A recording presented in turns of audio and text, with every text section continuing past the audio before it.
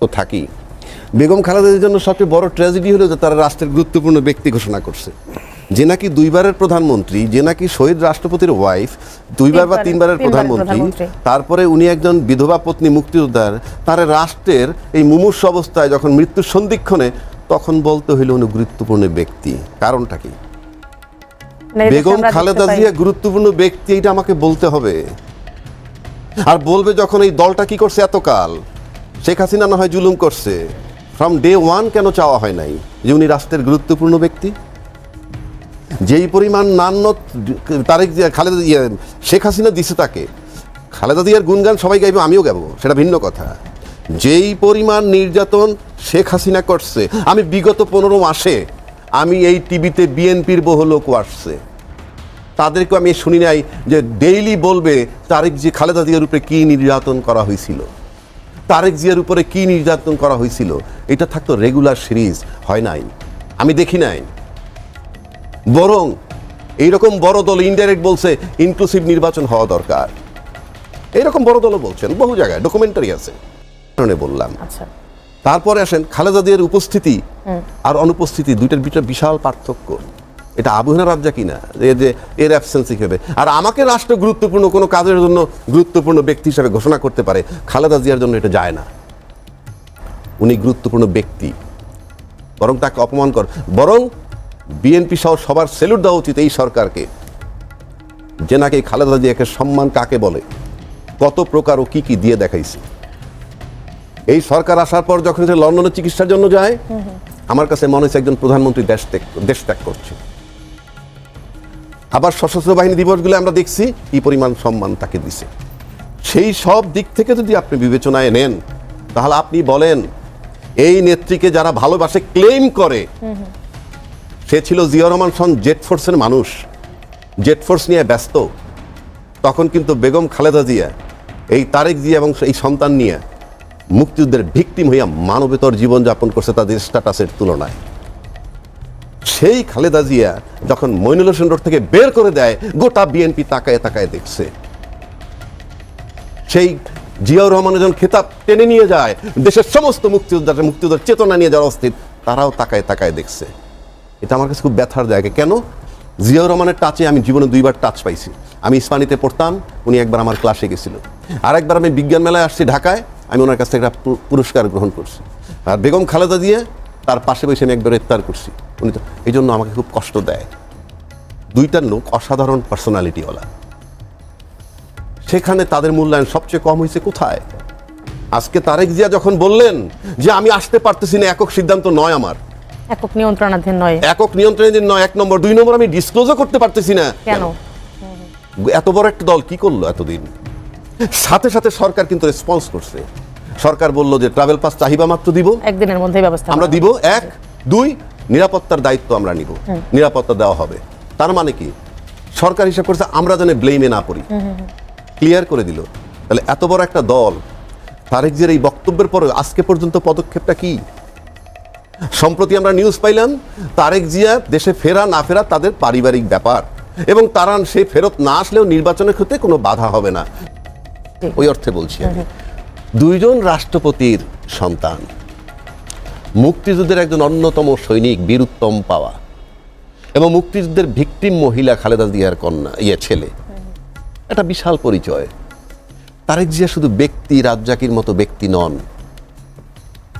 But সেই তারেক জিয়া যখন বললেন এতদিন পর, দীর্ঘ 16-17 বছর পর যখন বললেন যে আমার আশাটা আমার একার সিদ্ধান্ত নয়, এবং কেন আসতে পারতেন সেটা ডিসক্লোজ করাও কঠিন আমার জন্যে, অবারিত নয়, ঠিক তখন যখন বার্তা আসেই যে তারেক জিয়া ফেরত আসা কি না আসা সেটা তার পারিবারিক সিদ্ধান্ত, এবং সে যদি ফেরত নাও আসে সেটা নির্বাচনের জন্য অন্তরায় কিছু হবে না, কথাটা এসেছে নাকি জানেন না? রাজ্জাকি ভাই বলছেন বিএনপি দল হিসেবে কি করেছে? বিএনপি দল হিসাবে সেটাই করেছে যেটা এই জাতি কোনোদিন দেখে নাই। 17 বছর দলটার উপরে অত্যাচার হয়েছে, নির্যাতন হয়েছে, নিপীড়ন হয়েছে। নেতাকর্মীরা হাজার হাজার না লক্ষ লক্ষ নেতাকর্মী, কোটি কোটি নেতাকর্মী ঘরে থাকতে পারে নাই, বছরের পর বছর কিন্তু বাড়িতে থাকতে পারে নাই। বাড়ি ছাড়া রয়েছে, ঘর ছাড়া হয়েছে, ব্যবসা ছাড়া হয়েছে, চাকরি ছাড়া হয়েছে। তারপর খালেদা জিয়াকে ছেড়ে গিয়েছেন, কেউ তো যায় নাই। এর চাইতে আর কি একটা দলের সবচেয়ে আর সারাক্ষণ কি খালেদা জিয়া এটা যদি আমরা বলি সেটা তো ওনাদেরই পরে মাথা পেতে হবে যে ও খালি দল ছাড়া, এটা তো আমাদের শুনতে হয়েছে যে বিএনপি তো বিএনপির ওই নেতা নেত্রী ছাড়া আর কিছু বলে না, সেটাও তো আমাদের শুনতে হয়েছে কখনো কখনো, যদি কখনো বলতে গিয়েছি। কাজেই আমরা বলতে চাই না, এটা আমরা বলবো কেন? বৃক্ষ তোমার নাম কি, ফলে পরিচয় জাতি এখন দেখিয়ে দিচ্ছে যে আমরা আমাদের দল কি এবং আমাদের নেত্রী কি। মানুষের ভালোবাসা তো আর এমনি এমনি আসে নাই, এই জন্য তার যে বিরাট স্যাক্রিফাইস সেই জন্যই তো এসছে। এবং বলেছেন যে কি অন্তর্বর্তীকালীন সরকার তাকে ধন্যবাদ তাকে গুরুত্বপূর্ণ ব্যক্তি হিসাবে তাকে ডিক্লেয়ার দিয়েছেন। এটা আমরা কেন দিই নাই?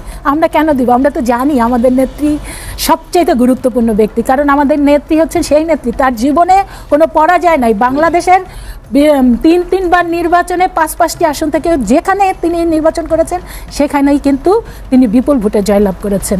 এবং আমরা জানি যে আমাদের নেত্রী দেশনেত্রী বেগম খালেদা জিয়া জীবনে জেনে শুনে কোনো দিন কোনো অন্যায় কাজটি তা কখনো করেন নাই এবং অন্যায়ের সাথে কখনো আপোষ করেন নাই। এখানে আমি দুইটা বিষয় একটু উল্লেখ করবই। দেখেন 1/11-এর সময় আমি একটা বিষয় এখানে উল্লেখ করতে চাই। আমার মনে আছে আমাদের দেশনেত্রী বেগম খালেদা জিয়াকে আপনারা জানেন ওই যে সংসদ ভবন এরিয়াতে সাব জেলে রাখা হয়েছিল এবং ডিটেলস আবার আমাদের কেন্দ্রীয় কমিটির একটা সভা হয়েছিল, সেখানে ডিটেলস বলেছিলেন। তো কিন্তু আন্দাজ করছিলাম সেটা হলো আমাদের প্রথমে আমাদের অ্যাক্টিং চেয়ারম্যান জনাব তারেক রহমানকে যখন গ্রেপ্তার করা হলো তখন কিন্তু তিনি পরিপূর্ণ একদম সুস্থ, মানে কি বলবো, একদম তরতাজা, মানে একদম তারুণ্যে ভরপুর একজন নেতা। হ্যাঁ, তো আমাদের তাকে নেওয়া হলো, আরাফাত রহমান কোকো ভাইকে নেওয়া হলো। কিন্তু আমরা ওই সময় কিন্তু নেতারা যেতে পারি না, আমরা কিছু নারী এমপিরা যেতাম জজ কোর্টে, হাইকোর্টে, যেখানেই হতো, মানে হাজিরার সময় থাকতো, আমরা শত প্রতিকূলতার মধ্যে ওখানে যেয়ে হাজির হতাম। তো একদিন দুদিন এরকম গেলাম, এরকম 3-4 দিনের দিন দেখি যে আমাদের অ্যাক্টিং চেয়ারম্যান জনাব তারেক রহমান 2 পুলিশের হাতে মানে ঘাড়ে করে উনি কুকাচ্ছে আর সিঁড়ি দিয়ে উঠাচ্ছে, মানে উঠতেছে। তো আমরা হয়ে গেলাম কি ব্যাপার। পরে মানে উনি কোনো শুধু ব্যথাই করছে। পরবর্তীতে উনি যখন কোর্টে স্টেটমেন্ট দিয়েছেন তখন উনি বললেন যে ওনাকে এত নির্যাতন করেছে, উপরে ওনাকে বেঁধে ওখান থেকে ফেলে দিয়েছে যাতে ওনাকে মেরে ফেলে একটা ভিডিও ফুটেজ দেখেছিলাম, মেরে ফেলে দেওয়ার জন্য। আমরা জানতে চাচ্ছিলাম কথা আছে না রাখি আলম আসলে কবে না, তো পরবর্তীতে ম্যাডাম বলেছে যে ও তার ওই 2 সন্তানকে সামনে রেখে ওনাকে শর্ত দিয়েছিল, আপনি সন্তান চান না এই দেশে থাকতে চান। তখন ম্যাডাম নাকি অঝরে, এটা আবার অন্যান্য নেতারা আমাদের বলছে, অঝরে কান্না করেছেন। কান্না করে তারপরে পরে বলছে আমি কি জানি আমি সন্তানকে আল্লাহর হাতে ছেড়ে দিলাম, আমি এই দেশেই থাকবো, আমাকে এই দেশ থেকে কেউ, আমার ঠিকানা এই দেশে, এই মরতে হলে এই দেশেই মারবো। তো এই হচ্ছে বেগম খালেদা জিয়া, এত স্যাক্রিফাইস। আমার সব এমনি হন নাই। তো এই যে আলোচকরা যেটা বলেছেন ওনারা তো বলেছেন একটু দূর থেকে দেখে, আর আমরা তো প্রতিটা মুহূর্ত ম্যাডামের অ্যাক্টিভিটিস দেখেছি। এই জায়গাটায় তারপরে কিন্তু আপনি জানেন এই দীর্ঘ হবে, এটাই জাতি প্রত্যাশা করে, আমরা প্রত্যাশা করি। এবং আমাদের অ্যাক্টিং চেয়ারম্যান জনাব তারেক রহমান যেহেতু এই নির্বাচনে তিনি অলরেডি ক্যান্ডিডেট হিসেবে তার নাম ডিক্লেয়ার করা হয়েছে এবং আমরা বিশ্বাস করি তফসিল ঘোষণার আগে অথবা তফসিল ঘোষণার সাথে সাথে আমাদের তফসিল ডিসেম্বরের প্রথম সপ্তাহে ঘোষণা হবার কথা ছিল, কিন্তু দ্বিতীয় সপ্তাহে ঘোষণা হবে। আরো আলোচনা করব। রাজনৈতিক কর্মী হিসেবে আমি গসিপে বিশ্বাস করি না, এই জন্য আমি কোনো গসিপ শুনিও না, গসিপের মধ্যে আমি আলাপও করি না। কিন্তু আমি যেটা বলতে পারি জনাব তারেক রহমান ইস্যুতে আমি এটা আরও কয়েক জায়গায় বলেছি, আমি এখানেও একই কথা বলি। সেটা হচ্ছে যে আমার একটা ভিন্ন আকাঙ্ক্ষা ছিল যেটা ঘটেনি। যেমন ধরেন, মানে কল্পনা করেন 5 তারিখ রাত্রে ওনার সাথে যখন ছাত্র সমন্বয়করা নাহিদ ইসলাম সহ ওনার সাথে যখন ভিডিও কনফারেন্সে কথা বলতেছেন যে আমরা আসলে এর পরে কি করব, ওনাকে কিছু আলোচনা এবং কিছু প্রস্তাব দেওয়া হচ্ছে, তখন আমি যেটা আশা করছিলাম কিংবা আমার যেটা আক্ষেপ, যেটা হয়নি, যে উনি ওই মুহূর্তে বলবেন যে ঠিক আছে আপনারা কলটা কাটেন, আমি নেক্সট ফ্লাইটে আমি বাংলাদেশে ব্যাক করতেছি, হোয়াট এভার ইট ইজ। মানে পৃথিবীর মানে বাংলাদেশের ইতিহাসে সর্বনিকৃষ্ট ফ্যাসিস্ট বিদায় হয়ে গিয়েছে এবং দেশে ওই সময় আমাদের আসলে লিডারশিপ দরকার। বিএনপি একটা অন্যতম পুরনো এবং বড় রাজনৈতিক দল, তাদের বহু নেতাকর্মী জুলুম নির্যাতনের শিকার হয়েছে।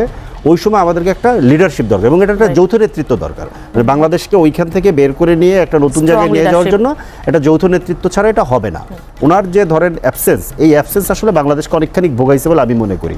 কোন জায়গা থেকে ভোগাইছে সেই জায়গাগুলো আমি বলবো। আর একটা জিনিস আমি বলে রাখি, এখন এই বিষয়টা নিয়ে অনেক বেশি আলোচনা হচ্ছে, যেহেতু বেগম খালেদা জিয়া অসুস্থ, উনি কি হবেন আমরা জানি না। তো এখন আসলে এটা একটা মা ছেলে সম্পর্ক নিয়ে ধরেন এই ইয়েটা হচ্ছে, কিন্তু আমি এই কথাটা কিন্তু মোটেই মা ছেলের জায়গা থেকে বলছি না।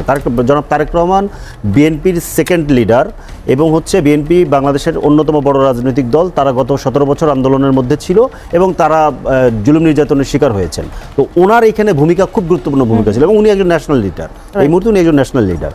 তো ওনাকে আসলে ভূমিকা নিতে হইতো। এই যে আমাদেরকে যে যৌথ যে নেতৃত্বটা, যৌথ যে প্রয়াস, এটা তো আসলে কোনো একক ব্যক্তি কিংবা একটা দলের ব্যাপার না। বাংলাদেশকে ওই 5 তারিখ থেকে ফেব্রুয়ারি নির্বাচনের পরে জুলাই চার্টার বাস্তবায়ন করা, এর পরের যে বাংলাদেশ, এই যে জার্নিটা বাংলাদেশে ধরেন এখানে 2-2.5 বছরের যে জার্নি, এটা একটা লম্বা সময়, তো একটা খুবই টার্মোয়াল সিচুয়েশন। এই সিচুয়েশনে শক্ত লিডারশিপ খুব গুরুত্বপূর্ণ, কিন্তু এটা হয়নি। এবং দুঃখজনক ব্যাপার হচ্ছে যে বারবারই এটা নিয়ে একটা সাসপেন্স এবং ক্রিয়েট হয়েছে যে কি হচ্ছে কেন আসতেছেন না, এবং আমরা আসলে কোনো পরিষ্কার বার্তা পাইনি। একটা ব্যাপার সর্বশেষ এসছে, যেগুলো আগে বিভিন্নভাবে আলোচনা এসেছিল, যে উনি আসলে কেন আসতে পারতেছেন, উনি বলতে পারতেছেন না, এবং আসলে ওনার একক সিদ্ধান্তের উপরে নয়। এইটা আমাদের জন্য খুব ব্যাড মেসেজ হয়েছে আমি মনে করি। কারণ হচ্ছে যে বিএনপির ব্যাপারটা আমরা জানি, বিএনপি আমরা হয়তোবা, আমি তর্কের খাতিরে অনেক কথা আমরা বলতে পারি, আমি এটা পছন্দ করি বা না, আমি জীবনে কখনো বিএনপি করি না, হয়তোবা কখনোই করবো না, সেটা বিষয় না। কিন্তু বিএনপি তো একটা রাজনৈতিক দল, তাদের এখানে কর্মী সমর্থক আছে, তারা রাষ্ট্র পরিচালনা করেছেন। ব্যাপারটা হচ্ছে যে সব কিছুর ভেতরে আমরা গণতন্ত্র চাই, গণতন্ত্রের ভেতরে আমরা পরিবারতন্ত্র বিরোধিতা করি খুব স্বাভাবিকভাবে, এটা আমাদের পলিটিক্যাল পজিশন। কিন্তু বিএনপির জন্য তো বিষয়টা বাস্তবতা। বিএনপি তো আসলে জিয়া পরিবারের নেতৃত্ব চলে। তো এখন ধরেন মনে করেন আপনি এটা বলতে পারেন, আপনার কাছে এটা বলতে অনেক মধুর মনে হইতে পারে যে জিয়া পরিবারের নেতৃত্ব ছাড়াই বিএনপি চলতে পারবে, এটা বিএনপির একজন নেতার কোটেশন আপনি যেটা বললেন, এটা ধরেন বলতে মজা, শুনতেও অনেক শ্রুতিমধুর, কিন্তু বাস্তবতাটা তা না। বাস্তবতাটা বিএনপি জিয়া পরিবারের নেতৃত্বেই চলতে হবে, কারণ বিএনপির স্ট্রাকচারটা তাই। বিএনপি যদি এই স্ট্রাকচারের বাইরে যেতে চায়, বিএনপির দলের ভেতরে সংস্কার করতে হবে, সেটা ভিন্ন প্রশ্ন। বিএনপি করবে কিনা, জিয়া পরিবার করবে কিনা, সেই সিদ্ধান্ত তাদের উপরে। কিন্তু প্রশ্ন হচ্ছে যে ওনার যেই যে না থাকা, ওনার যেই যে অ্যাবসেন্স গত 1.5 বছরে আমাদেরকে অনেক জায়গায় ভুগিয়েছে, এটা আমরা ন্যাশন হিসেবে ভুগেছি।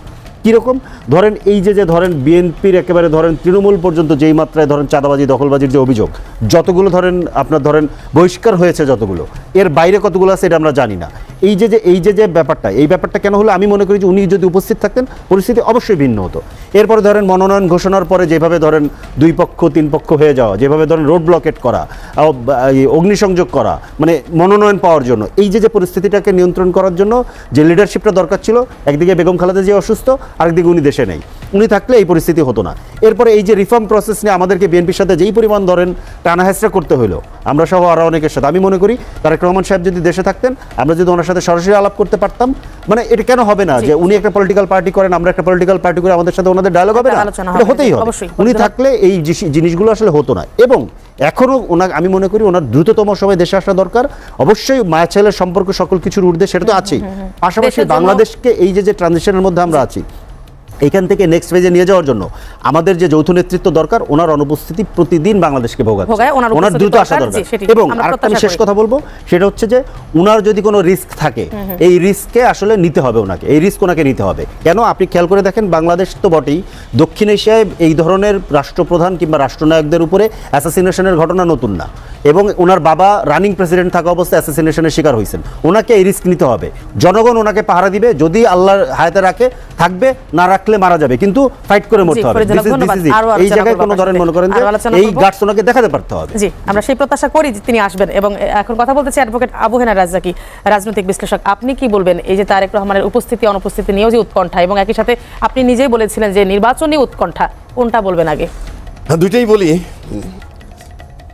তারেক জিয়া মানে তারেক রহমান